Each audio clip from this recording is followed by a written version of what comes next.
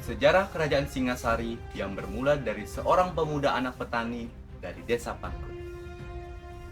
Sebelum menjadi Raja Singasari, Ken Arok adalah seorang yang berasal dari kalangan rakyat jelata. Nasibnya sejak kecil amatlah menyedihkan. Ia ditinggalkan oleh ibunya sejak bayi. Lalu ditemukan dan dibesarkan oleh seorang gembong kriminal, yaitu Lembong.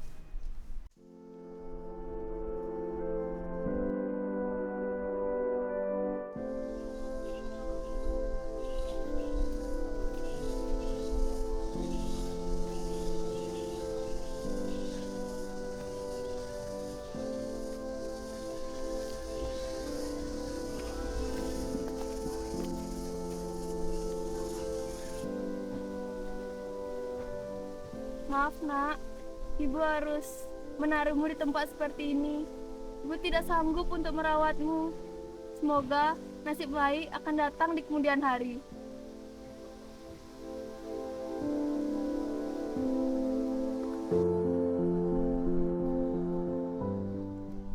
Wah, ada bayi.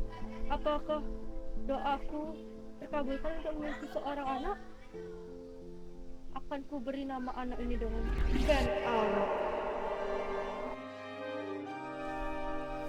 Ken Arok pun dirawat oleh Lembong dan akhirnya tumbuh dewasa di lingkungan yang buruk. Situasi itu menjadikan Ken Arok penjahat yang keji dan tak kenal budi. Semua kejahatan pernah dilakukannya, dari mencuri dan merampok orang biasa sampai para bangsawan yang menyebabkan Ken Arok menjadi buronan kerajaan keji.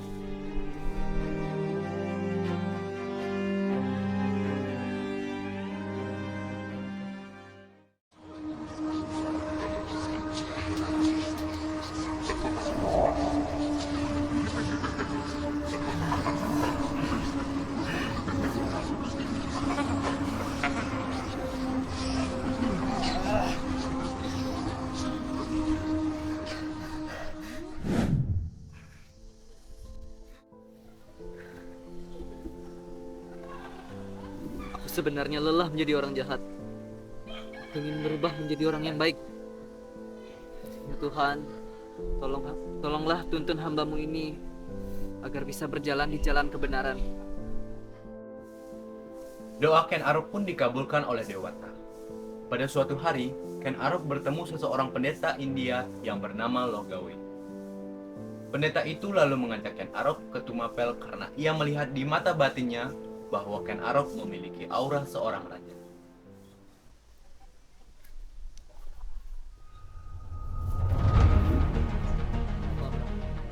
Ken Arok, ikutlah aku ke Tumapel. Aku merasa kau akan menjadi seorang yang besar jika kau berkarir di sana. Nasib hidup Ken Arok berubah drastis saat dituntun Logawe ke Tumapel.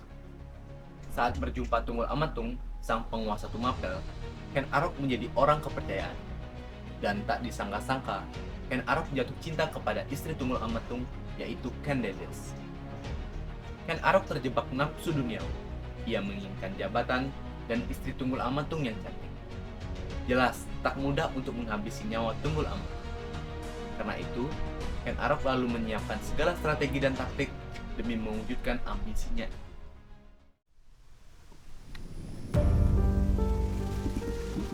Empu, saya minta dibuatkan keris sakti yang dapat membunuh Tunggul Amatung. Bisa saja, tetapi aku harus membuatnya dalam waktu 1 tahun. Apa? 1 tahun? 1 tahun itu terlalu lama untukku. Aku akan kembali lagi ke sini dalam waktu 5 bulan lagi. 5 bulan pun telah berlalu. Ken Arok datang ke tempat Empu Gandring dan mendapati bahwa senjata pesanannya masih belum jadi. Ia kemudian memaksa Empu Gandring untuk memberikan senjata itu padanya.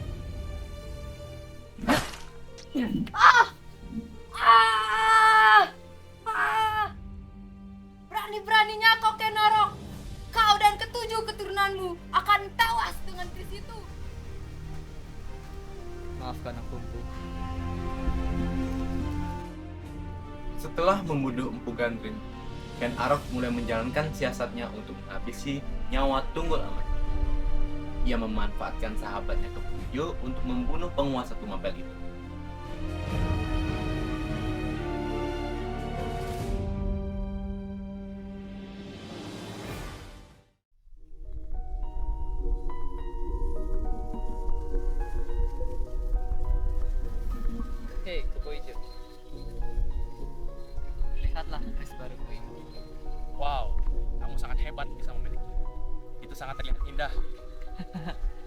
Tentu saja.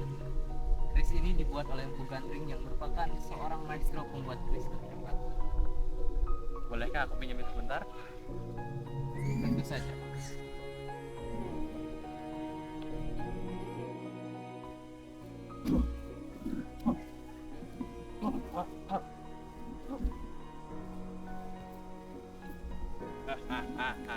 Akulah pemilik keris ini. Setelah semua orang mengetahui bahwa Kebo Ijo adalah pemilik keris itu, Ken Arok lalu membuat Kebo Ijo mabuk dan mengambil keris itu diam-diam. Setelah itu, Ken Arok masuk ke dalam ruangan Tunggul Ametung dan membunuhnya saat ia tertidur.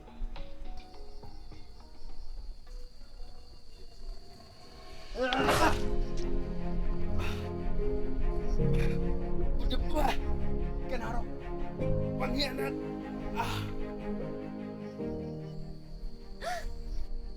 Tenang, Cai. Aku tidak akan membunuhmu. Aku sudah menyukaimu dari dulu. Aku akan menikahimu jika cita-citaku menjadi raja tercapai. Dengan barang bukti keris Empu Gandring di tempat kejadian, Ken Arok memprovokasi semua orang sampai akhirnya Kebo Ijo menjadi tersangka pembunuhan. Mati kau, Kebo Ijo.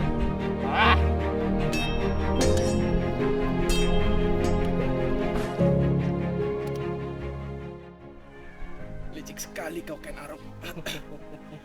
Berani-beraninya kau menyebabku.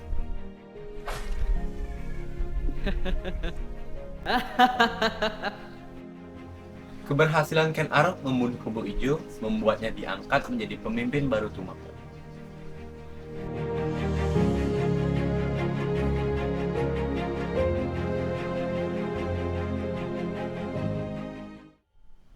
Jabatan sebagai pemimpin Tumapel telah didapatkan. Istri Tunggul Ametung yang cantik sudah berada di pelukannya. Tinggal satu ambisi lagi dari Ken Arok yang belum tercapai, yakni menjadi seorang raja. Pada tahun 1222 Masehi, ia memimpin pemberontakan melawan Kertajaya dari kerajaan Kediri. Di saat itu, Kertajaya atau Raja Prabu Gendakirtis sedang berpidato kepada para Brahmana bahwa ia adalah dewa mereka. Di situasi itu, para Brahmana menolak secara baik-baik permintaan Prabu Gendakirtis untuk menyembahnya sebagai dewa. Karena penolakan itu, para Brahmana disiksa habis-habisan sampai pada akhirnya mereka melarikan diri ke Tumapel dan meminta pertolongan kepada Ken Arok. Mohon Tuhan, mohon bantuannya Tuhan. Baiklah, Brahmana. Aku akan melindungimu. Tapi, jadikanlah aku raja dari Tumapel dan kalian Brahmana harus membantu Tumapel untuk menjatuhkan Kediri. Kaum Brahmana memimpin dan melantikkan Ken Arok sebagai Raja Tumapel. Deklarasi sepihak dari Ken Arok jelas membuat Kertajaya murka. Apa? Ini tidak bisa dibiarkan. Penguasa Tumapel dan kaum Brahmana pengkhianat itu harus dibinasakan sampai ke akar-akarnya agar tidak menimbulkan pemberontakan baru suatu hari nanti. Pergi! Siap, Tuan. Peperangan pun jelas tidak dapat terhindarkan. Kertajaya mengirimkan pasukannya untuk menghabisi Ken Arok dan kaum Brahmana. Namun, upaya dari Kertajaya itu mengalami kegagalan. Dan pada suatu pertempuran di daerah Ganter sekitar malam, aliansi Ken Arok, rakyat Tumapel yang dibantu kaum Brahmana berhasil mengalahkan Kertajaya. Ken Arok berhasil mengambil pusat Kediri dan menyatukannya dengan Tumapel. Hidup Sang Amurwa Bumi! Hidup Sang Amurwa Bumi! Hidup Sang Amurwa Bumi! Pada tahun 1222 Masehi, Ken Arok mengangkat dirinya sendiri sebagai Raja Singasari dengan gelar Sri Rajasa Betara Sang Amurwa Bumi.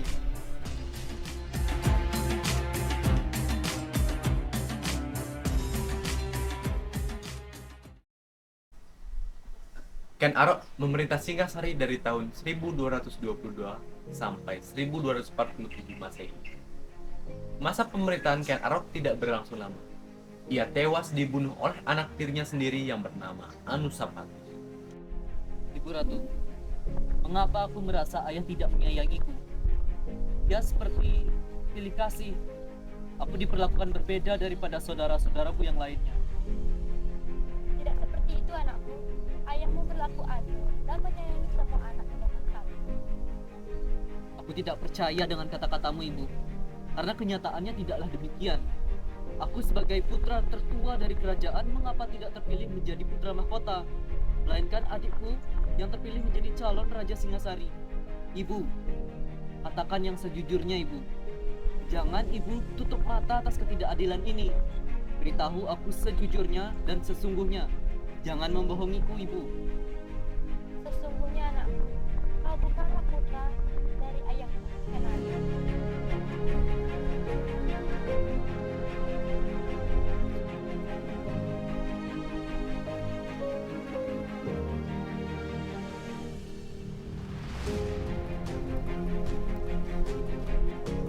Mendengar itu, amarah Anusapati bergejolak setelah mengetahui ayah tirinya Ken Arok adalah pembunuh Tunggul Ametung, ayah kandungnya Anusapati. Dengan amarah di dalam hatinya, Anusapati meminta keris empu gandring yang dipegang oleh Ken Dedes dan mempersiapkan rencana balas dendam. Apakah kamu yakin dengan rencanamu itu, Anusapati? Kalau kita gagal, ayah kita yang akan menjadi taruhan. Tenang, aku sudah memikirkannya dengan matang. Ini bayaran. Dan ini keris sakti yang akan membunuh ayah tiri.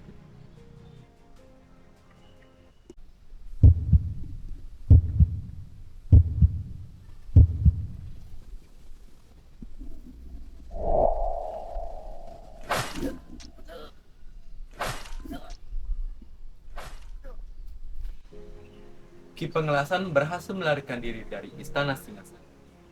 Setelah itu, ia menemui Anusapati dan menyampaikan bahwa rencananya berhasil dijalankan.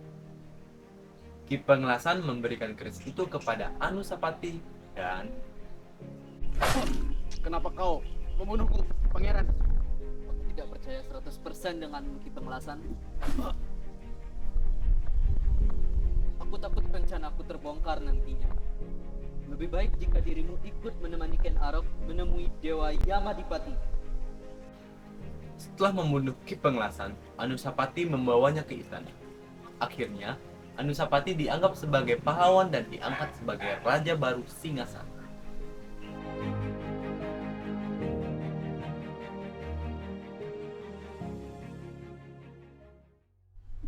Suatu siang yang terik, Ken Umang, permaisuri kedua Ken Arok, sedang menangis di hadapan putranya, Jaya. Ken Umang di situ tidak percaya kalau Ki Pengelasan dari Desa Batin itu menjadi satu-satunya tersangka dalam pembunuhan Ken Arok. Toh Jaya berusaha sekeras tenaga mencari informasi mengenai siapa dalang sebenarnya dari pembunuhan ayah. Pada akhirnya, Toh Jaya mengetahui siapa dalang dari pembunuhan ayahnya dari seorang klik sandi yang memberitahu Toh Jaya bahwa pembunuh ayahnya adalah Anusapati. Akhirnya, Toh Jaya pun menyiapkan rencana untuk membunuh Anusapati. Anusapati sangat gemar sambung ayam. Kesempatan itu tidak disia-siakan oleh Toh Jaya. Ia mengundang Anusapati untuk bertarung sambung ayam dan membunuhnya saat ia lelah.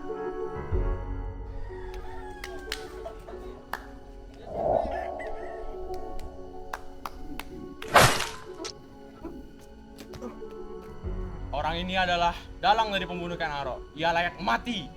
Aku punya bukti kuat atas omonganku ini. Setelah kematian Anusapati tahun 1248 Masehi, Toh Jaya kemudian diangkat menjadi Raja Singasari.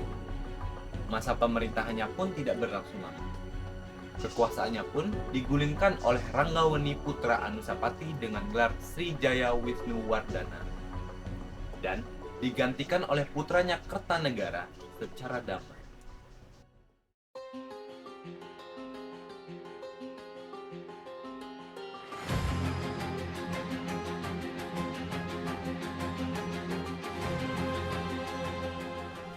Pada tahun 1271 Masehi, di Cina Beijing, tepatnya di istana terlarang yang bersepukan emas, Kubilai Khan mengatur ulang pasukan tempurnya. Ia berencana untuk memperluas tanah kekuasaan hingga ke selatan Cina. Kesuksesan Kertanegara menjadi raja baru Singasari pada tahun 1272 terdengar hingga ke telinga Kubilai Khan. Dan saat itu, Kubilai Khan menuntut Singasari untuk menjadi daerah bawah. Jelas, Kertanegara menolak itu dan sempat melukai utusan Kubilai Khan yang membuat Kubilai Khan marah dan akhirnya menyerang kerajaan Singasari.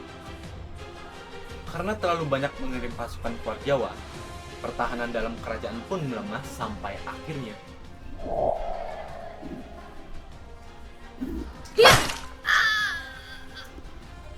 Hahaha, rasakan itu. Akhirnya aku bisa membangun kerajaan leluhurku, yaitu kerajaan Kediri.